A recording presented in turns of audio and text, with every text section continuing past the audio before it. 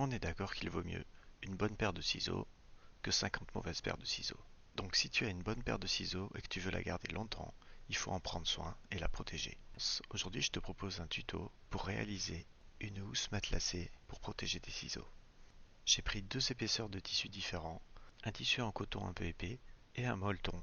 Je trace deux lignes à la craie pour me donner la direction du matelassage. J'ai choisi de faire des losanges qui sont à 30 degrés par rapport au droit fil du tissu.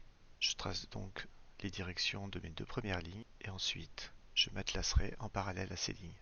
Nous voilà sous la machine. L'important quand on matelasse, c'est de faire en sorte que les deux épaisseurs ne bougent pas l'une par rapport à l'autre. Et surtout qu'il n'y ait pas de pli sur l'épaisseur du dessous. Donc voilà, je te montre les deux premières lignes. On va peut-être accélérer un petit peu. Ensuite, j'utilise cet outil. Cet outil est un guide qui te permet de coudre parallèlement à un repère. Ça peut être le bord de ton tissu, mais ça peut être une ligne ou la piqûre précédente sur ton matelassage. Je te mettrai peut-être un lien vers cet outil en commentaire. La première chose à faire, c'est de régler l'écart entre tes lignes de matelassage. Ensuite, je contrôle que mon tissu est bien plat et je pique en gardant bien ma ligne de matelassage précédente alignée avec mon guide. C'est très simple, ça prend un peu de temps. Il faut être vigilant, encore une fois, à ne pas faire de plis sur l'épaisseur du dessous. Et j'enchaîne une ligne puis l'autre et je vais accélérer parce que ça prend un peu de temps.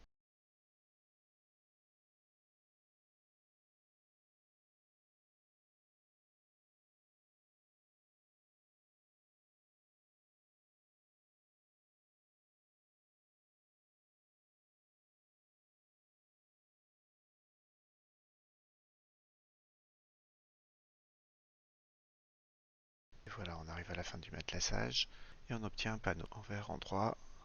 Tout est nickel. Donc j'ai mon panneau qui est prêt et je vais préparer également des billets pour border mon étui à ciseaux. Je les coupe ici à la roulette, c'est la façon la plus efficace de le faire. Je te montrerai dans une autre vidéo comment te les préparer au fer à repasser pour pouvoir border ton ouvrage.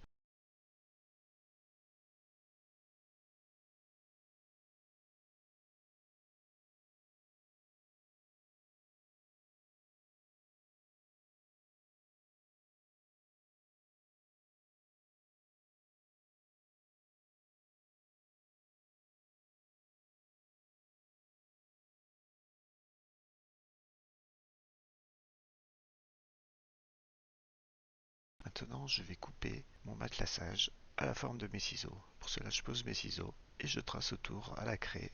Ici, c'est un traceur à pouce. Je laisse à peu près 1,5 cm autour de mon ciseau parce qu'il faut compter la valeur de couture, mais également l'épaisseur du ciseau.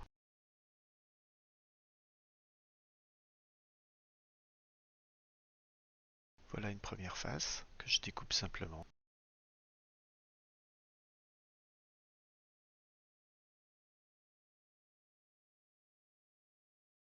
Et je vais découper la deuxième. Pour cela, je la retourne envers sur envers et je trace autour. Ainsi, j'ai exactement la même forme. Je fais bien attention d'aligner des lignes de matelassage d'une épaisseur sur l'autre. C'est un détail, mais si on est un peu tatillon, on fait attention à ça. Je trace autour.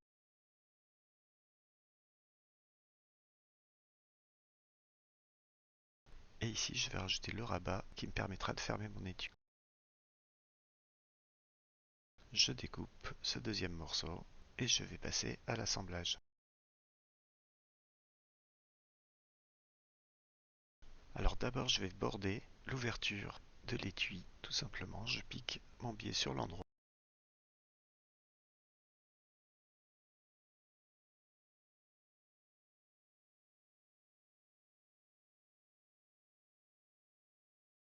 Je le rabats à l'intérieur et je pique dans le sillon. C'est une opération assez délicate et tu verras par la suite que j'ai choisi une autre option pour border le tour de mon étui. Donc je pique dans le sillon et avec l'épaisseur du matelassage, on se rend compte que c'est assez difficile.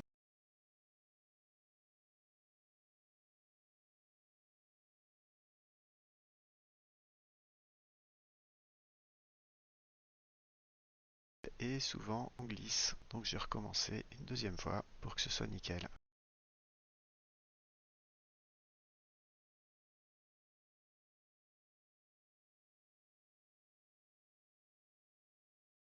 Maintenant j'assemble les deux épaisseurs, envers contre envers.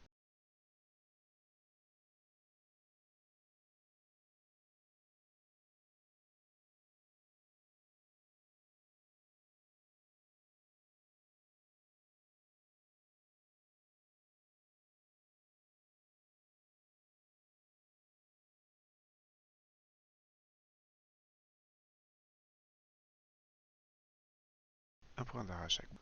On coupe les fils, je vérifie que mes ciseaux rentrent bien. Je dégarnis.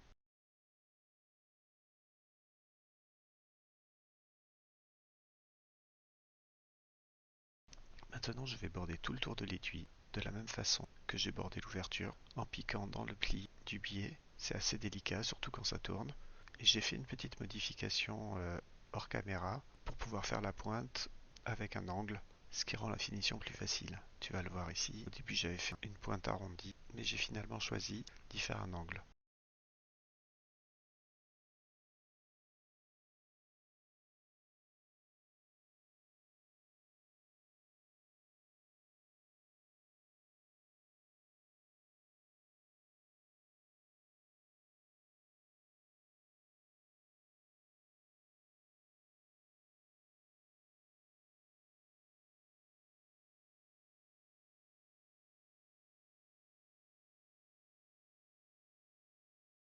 Donc je bascule mon biais sur l'envers et là je viens faire la piqûre. Mais comme ici j'ai deux épaisseurs de matelassage, j'ai pensé que ce serait très compliqué de faire la piqûre sillon.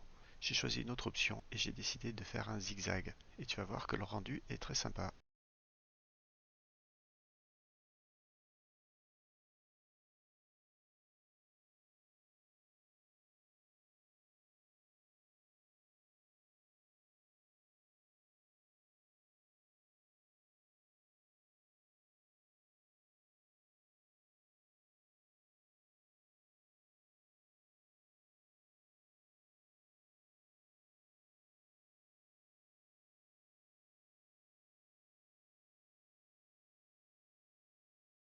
Pour la finition de l'angle, je fais un petit origami.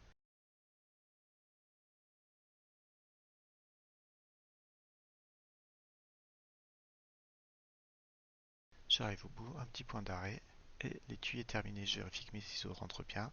Il ne me reste plus qu'à fixer un bouton pression pour maintenir le rabat fermé.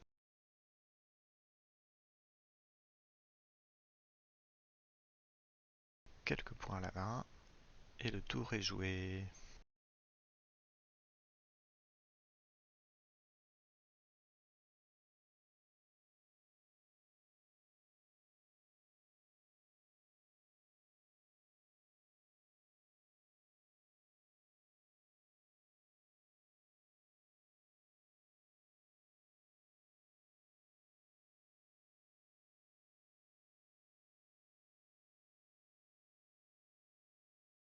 Voici mon étui terminé. Mes ciseaux rentrent bien, ça se ferme nickel. Et voilà, merci d'avoir regardé ce tuto. Je te donne rendez-vous sur Ito Sensei. À bientôt!